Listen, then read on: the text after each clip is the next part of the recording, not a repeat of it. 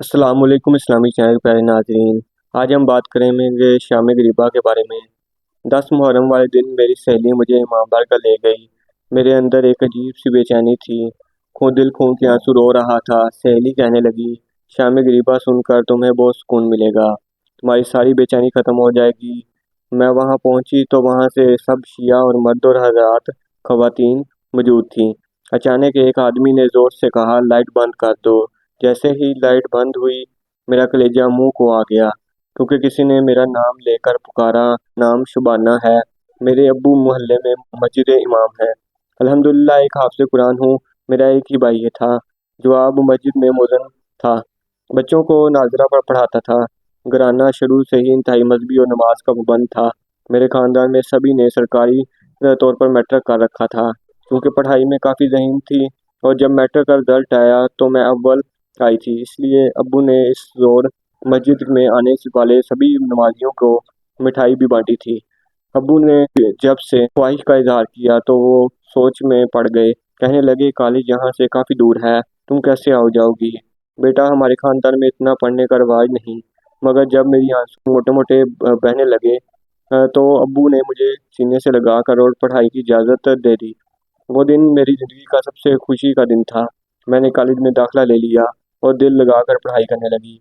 मुस्लिम मज़ाहिब और मसालिक से ताल्लुक़ रखने वाले लोग भी मुझे मिलने लगे। वहाँ मेरी दोस्ती आमना से हुई, जो हमारे ही मोहल्ले की एक लड़की थी और बहुत ही खुश मिजाज और खुश अखलाक थी। कुछ ही रोज़ हम सहेलियाँ बन गई। हमारी क्लास में अगले बेंच पर एक नई लड़की आकर बैठी, जिसका नाम फ़ातिमा बतूल था। इंतहाई नरम लहजे और बुलाहा की इखलाक लड़की थी। मैंने कभी इसे मुखातब करने की कोशिश की थी। एक दिन कॉलेज से छुट्टी हुई तो शदीद गर्मी थी। मेरे पास मौजूद पानी ख़त्म हो चुका था। तभी फ़ातिमा ने अपने बैग से बोतल निकाली। तभी मुझसे रहा ना गया और मैं अपना गिलास उठाकर इसके पास गई और बोली, क्या तुम मुझे थोड़ा सा पानी दे सकती हो? मेरे सवाल ये पर इसने मुझे देखा। वो कुछ बोलती इससे पहले कि आमना ने मुझे बाजू से पकड़ा कर पीछे कर दिया, चूँकि कर कहने लगी, ये तुम क्या करने वाली थी? पागल हो गई हो? वो एक शिया लड़की है और इससे तुम पानी लेकर पी रही हो। आमना की बात सुनकर मुझे झटका सा लगा। मैंने एक नज़र इस लड़की पर डाली। मुझे तो खबर ही नहीं थी कि वो शिया है। मैंने आमना से कहा, क्या हो गया है? पानी ही तो मांगा है। और फ़ौरन कहने लगी, जानती भी हो इसने पानी में क्या क्या मिला रखा है? खबर इसने कुछ ऐसा मिलाया हुआ हो जिससे पीकर तुम शिया हो जाओ। आमना की बात सुनकर मैं झुंझला गई। इसका चेहरा देखा, मेरी ज़ुबान से बेसाख्ता अस्तगफुरुल्लाह के अल्फाज निकले। जैसे कांप उठा। मैंने हकारत से इसे देखा। नज़र फातिमा पर डाली। आमना बोली, आमना के साथ चली गई चल गया और कई सवाल थे। लड़की से पानी मांग कर पी रही हो का जिक्र आमतौर पर मुहर्रम के महीने में किया जाता था। इससे पहले हम दीनी और दुनियावी कामों में जैसे कोई कदर मसरूफ होते थे, बीमारी किसी को अपनी ज़ात के भी परवाह ना होती थी। हम आमना मुझसे कहने लगी, ये लोग ऐसे काम करते हैं कि तौबा बताने हुए शर्म आती है। ऐसी बातें हम बचपन से सुनते आ रहे हैं। हमारी सोचें पुख्ता हो चुकी हैं कि शिया लोग नाजेबा हरकत करते हैं और न्याज के लिए जो कुछ बांटते हैं, पता नहीं इसमें क्या मिक्स करके बांटते हैं। इसके अलावा जब 10 मुहर्रम की रात आती है तो ये शाम गरीबा करते हैं। इस रात सभी शिया मर्द हजरात और ख़वातीन मिलकर एक कमरे में बंद हो जाते हैं और गलत काम करते हैं। मैंने जब पहली दफ़ा अपनी अम्मा जान से पूछा, ये बात सुनी थी, तब मैं 13 साल की थी।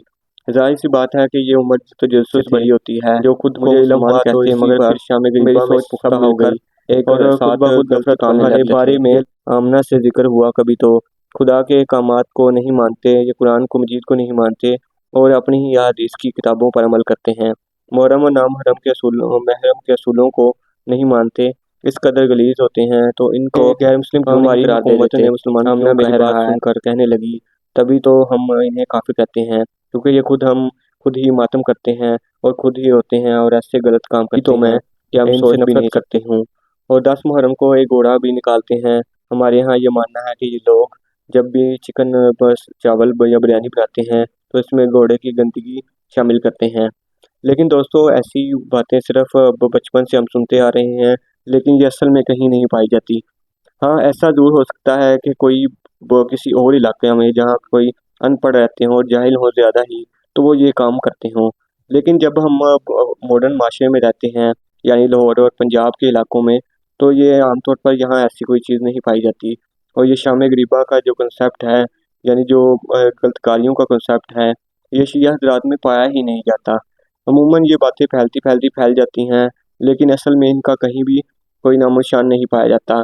تو یہ سٹوری سے میں آپ کو بتانا چاہ رہا تھا کہ ایسے ہمارے ذہن بن جاتے ہیں، ان عقیدات پختہ ہو جاتے ہیں دماغ میں کہ ہم اسے سچ ماننے لگتے ہیں، لیکن حقیقت دراصل کچھ اور ہی ہوتی ہے۔